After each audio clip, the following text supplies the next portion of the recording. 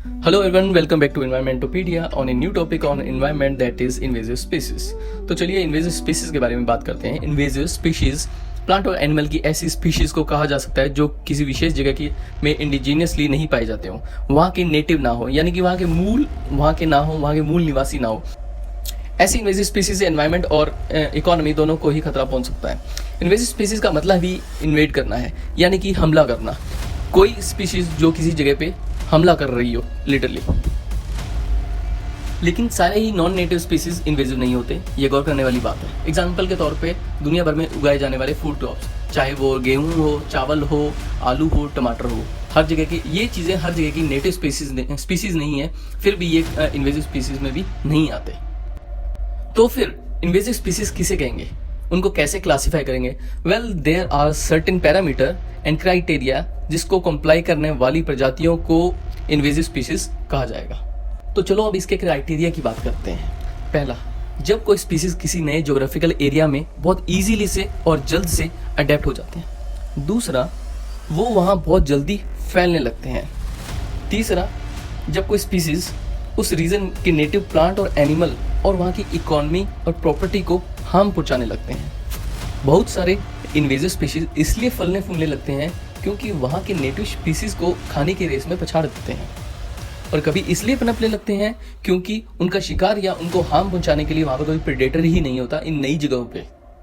बहुत से invasive species native plants और एनिमल के नेचुरल हैबिटाट को डिस्ट्रॉय कर देते हैं, और साथ ही वहाँ के लोकल फूड वेब को भी हैम्पर कर देते हैं। कुछ इन्वेजिव स्पीशीज इकोनॉमी को भी बहुत ज़्यादा हार्म पहुंचाते हैं। इनका एक बहुत ही बेहतरीन एग्जांपल है वाटर हाइसिंथ, यानी कि जलकुंभी, जो कि साउथ अमेरिका का नेटिव स्पीशीज है, लेकिन अब दुनिया के हर कोने में पाया जाता है, इंक्लूडिंग इंडिया। इनफैक्ट इस प्लांट को टेरर ऑफ बंगाल भी कहा जाता है because of its alarming growth rate in the water bodies of West Bengal. और इसके अनचेक ग्रोथ की वजह से ही ऐसी वाटर बॉडीज में पाए जाने वाले फिश या अदर एक्वेटिक ऑर्गेनिज्म की ग्रोथ भी रुक जाती है, क्योंकि ये वाटर बॉडी की सतह पे उगता है, तो ना तो नीचे ये सनलाइट को जाने देता है और वाटर बॉडी में प्रेजेंट जो ऑक्सीजन होती है उसको भी रिड्यूस करता है।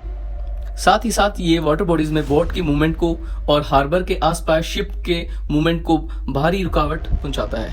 According to a recent study, 22% of green area in India अब इन्वेजिव स्पीशीज से कवर हो गया है, and it is now feared that ये स्पीशीज ऐसे मॉडल्ड हैं कि they provide a potential threat to at least 66% natural areas.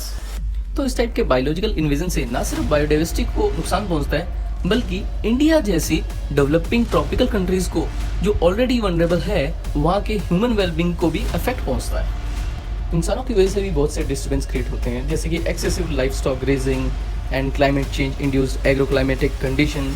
इनसे क्या है कि इन्वेजिव स्पीशीज को फैलने का मौका मिल जाता है, उनको बहुत ही सहायता प्राप्त होती है ताकि वो और अच्छे से फैल सकें ऐसे एरियाज। ऐसे डिस्टर्बेंस से नेचुरल हैबिटाट की जो क्वालिटी है वो भी इम्पैक्ट होती है। तो देखते हैं कि भारत में सबसे ज्यादा फैले हुए इन्वेजिव प्लांट स्पीशीज कौन कौन से हैं। आई एम श्योर इनमें से मैक्सिमम का नाम इस लिस्ट में देखकर आप हैरान भी हो सकते हो। तो चलिए बात करते हैं इस लिस्ट पे पहले नंबर पे आने वाले प्लांट स्पीशीज की। वेस्ट इंडियन लैंटाना, जिसे पंचफूली भी बोलते हैं। बेहद रंगीन व सुंदर दिखने वाला यह फूलों का पौधा न सिर्फ हानिकारक गुणों से लैस है, बल्कि भारत में पाए जाने वाले इन्वेजिव प्लांट स्पीशीज पे नंबर 1 पर आता है। मुझे याद है मेरे एक दोस्त ने भी इसको अपने घर पे लगाया हुआ है। इवन IUCN ने इस प्लांट को वर्ल्ड के टॉप 10 वर्स्ट इन्वेजिव स्पीशीज में शामिल किया है। सेकंड आता है वाटर हाइसिंथ, जलकुंभी, जिसे हम ऑलरेडी डिस्कस कर चुके हैं। थर्ड आता है क्रोमोलेना ओडोरेटा या कॉमन मॉस फ्लावर या devil wheat.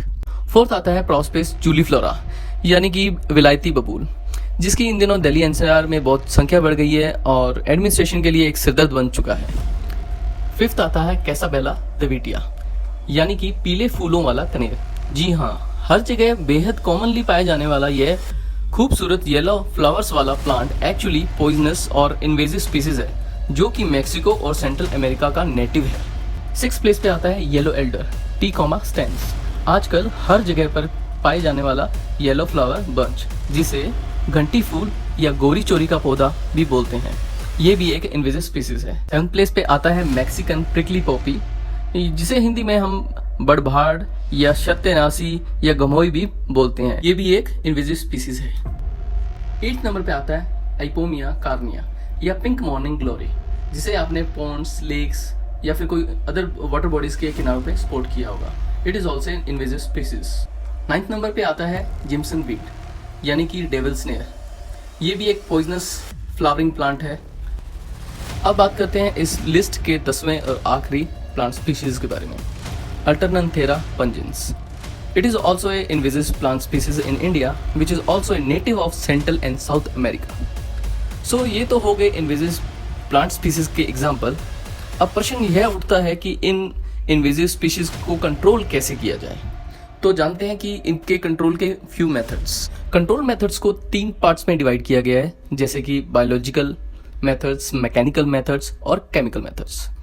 Biological control method के तहत हम इंट्रोड्यूस करते हैं प्लांट डिजीज जो कि उस स्पीसीज के लिए हो, या फिर हम किसी इंसेक्ट प्रेडेटर को टिपिकली स्पीसीज के लिए जो उसकी होम रेंज से बिलोंग करता हो उसे इंट्रोड्यूस करते हैं, ताकि पर इसमें यह ध्यान रखा जाता है कि वो प्रेडेटर बाकी एनवायरनमेंट के लिए खतरा ना बने। दूसरा मेथड आता है मैकेनिकल कंट्रोल, जिसके तहत आते हैं पुलिंग एंड डिगिंग, कटिंग या मॉविंग, जिसमें कि हम खुद उन चीजों को या जो इन्वेजिव स्पीसीज है उनको वहां से जड़ से उखाड़ के फेंकते हैं। तीसरा है केमिकल कंट्रोल। इसके तहत आता है पेस्टिसाइड्स या हर्बिसाइड्स का प्रयोग करना। इसके अलावा भी कुछ और मेथड्स हैं जिनके जरिए हम इन्वेजिव स्पीसीज पे कंट्रोल कर सकते हैं, जैसे कि कल्चरल कंट्रोल, जिसके अंडर ह्यूमन बिहेवियर में चेंज लाना to address the issue of spreading invasive species आता है। And finally we have integrated pest management. ये एक तरह का मैनेजमेंट मेथड है जिसमें हम डिफरेंट काइंड ऑफ कॉम्बिनेशन को यूज करते हैं किसी भी केमिकल को यूज करने से पहले। So this was all about invasive species. इस वीडियो में हमने सिर्फ प्लांट की इन्वेजिव स्पीसीज के बारे में बात किया है, तो अभी एनिमल की इन्वेजिव स्पीसीज भी बाकी है जो हम किसी आने वाली अलग वीडियो में बात करेंगे। बट इन्वेजिव स्पीसीज की जो डेफिनेशन है और उसका क्राइटेरिया है वो लगभग सबका सेम रहेगा। So see you in the next video. Please like, share and subscribe, और आपके कोई सजेशन हो वीडियो को लेके तो वो भी प्लीज कमेंट बॉक्स में डालिएगा।